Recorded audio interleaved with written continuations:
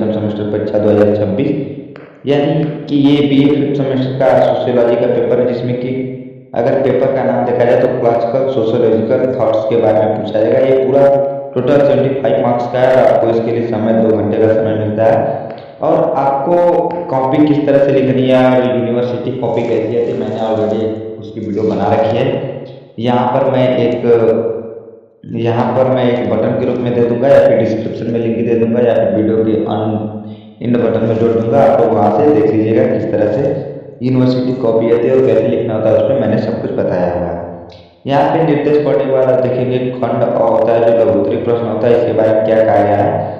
तो सभी 5 प्रश्नों में से प्रत्येक प्रश्न 2 अंक का है, तथा प्रत्येक प्रश्न के उत्तर की अधिकतम सीमा 50 शब्द, मतलब कि आपको 50 शब्द में उत्तर देना है। किस प्रकार के प्रश्न है जिसका कि केवल 50 शब्द में उत्तर मांग रहा है। तो यहाँ पे आइए देखते हैं किस प्रकार के प्रश्न है। यहाँ पे पहला क्वेश्चन है कि औद्योगिक क्रांति पर प्रकाश डालिए।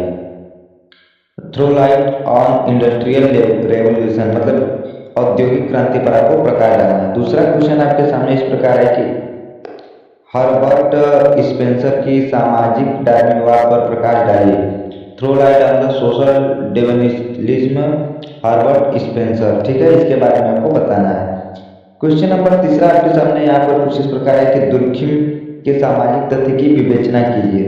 Describe the social fact of Durkheimism. ठीक है, क्वेश्चन नंबर चौथा आपके सामने यहाँ पे कुछ इस प्रकार से कि पैरेटो का अतार्किक क्रिया से परिभाषित कीजिए। Define the non logical action of Pareto, मतलब कि यहाँ पर आपको पैरेटो की अतार्किक क्रिया क्या है, इसके बारे में आपको परिभाषित करना है। ठीक है, अब पढ़ेंगे इसका पांचवा क्वेश्चन क्या है। तो यहाँ पे पांचवा क्वेश्चन है कि मैक्स वेबर की शक्ति की अवधारणा स्पष्ट कीजिए। Explain the concept of the power of max weber. यहाँ पर ये दोनों लैंग्वेज में क्वेश्चन है, तो आपको जिसमें भी सूटेबल हो आप उसमें आंसर दे सकते हैं। ठीक है, उसके बाद जो है कि हम लोग का आता है खंड ब, जिसमें होते हैं आपके लघुत्तरी प्रश्न होते हैं, जिसमें कि कुल 8 प्रश्न दिए गए, इनमें से केवल 5 प्रश्नों के उत्तर देना होता है। ठीक है, और यहाँ पे बोला गया कि प्रत्येक प्रश्न 5 अंक का है तथा प्रत्येक प्रश्न के उत्तर की अधिकतम सीमा 100 शब्द है। आपको 100 शब्द में उत्तर लिखने हैं। ठीक है, तो आइए इसमें भी देख लेते हैं किस प्रकार के क्वेश्चन होते हैं। तो यहाँ पर जैसे कि ये क्वेश्चन रहा है आपका कि समाज शास्त्र के उदय की विवेचना कीजिए। Describe the emergence of the sociology, मतलब कि समाजवाद के उदय की क्यों आवश्यकता है, योगी की ये जो है कि समाज शास्त्र का उदय हुआ होगा। ठीक है, यहाँ पे आगे देखते हैं कि अगस्त काफ्ट के विद्वानों का संस्करण की विवेचना कीजिए। Describe the hierarchy of the sciences according to August comet.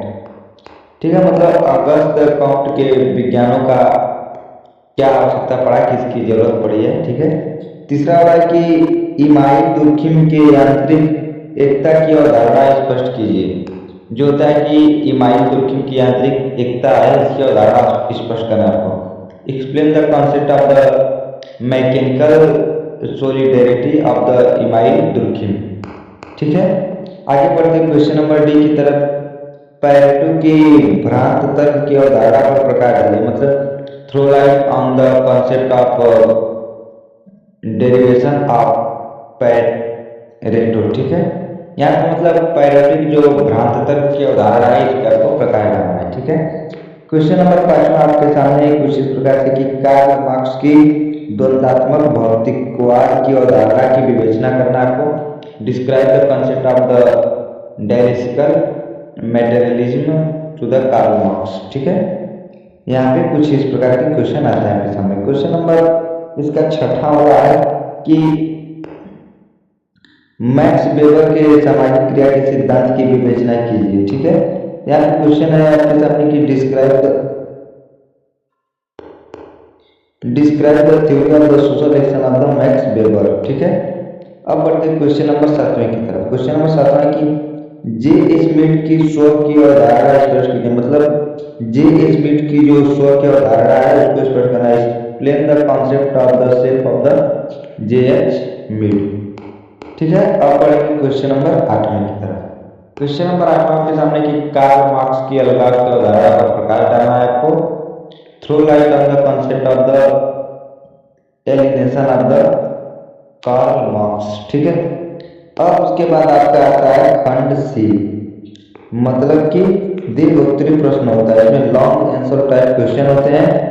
और इसमें क्या इंस्ट्रक्शन है कि निम्न 4 प्रश्नों में से किन्हीं 2 प्रश्नों के उत्तर दीजिए और प्रत्येक प्रश्न 20 अंक का है और प्रत्येक प्रश्न के उत्तर की अधिकतम सीमा 400 है। मतलब कि आपको 4 प्रश्न दिए जाएंगे, इनमें से केवल 2 प्रश्न करना और प्रत्येक प्रश्न 20 अंक का है और प्रत्येक प्रश्न के उत्तर देने की अधिकतम सीमा 400 है। ठीक है, यहाँ पे देखेंगे कि किस प्रकार से प्रश्न आ रहे हैं। तो यहाँ पे जो पहला ही प्रश्न है इसके बारे में चर्चा करना है। तो पारस्परिक अंतर क्रियावाद क्या है, इस पर मीड के विचारों का विवेचना करना है। मतलब जो पारस्परिक जो अंतर क्रियावाद है वो क्या है, मतलब कि क्या चीज है, उसके बारे में आपको चर्चा करना है और उस पर जो मीड के क्या विचार है उसको बताना है।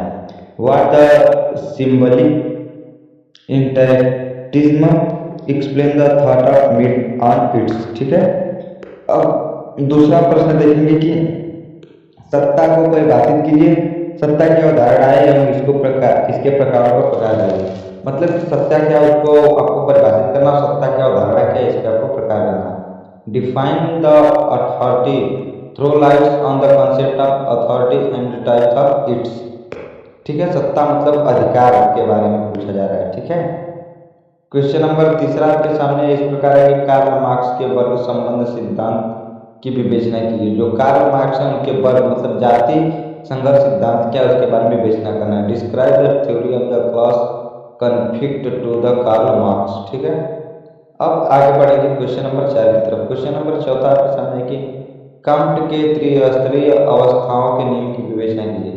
मतलब जो कांट की त्रिस्तरीय अवधारणा अवस्थाएं हैं उसके नियम की विवेचना करना है। Explain the law of 3 stage of the Auguste Comte's. ठीक है, यहाँ ये आपका क्वेश्चन पेपर, इस तरह से क्वेश्चन पेपर आता है। तो उम्मीद करता हूँ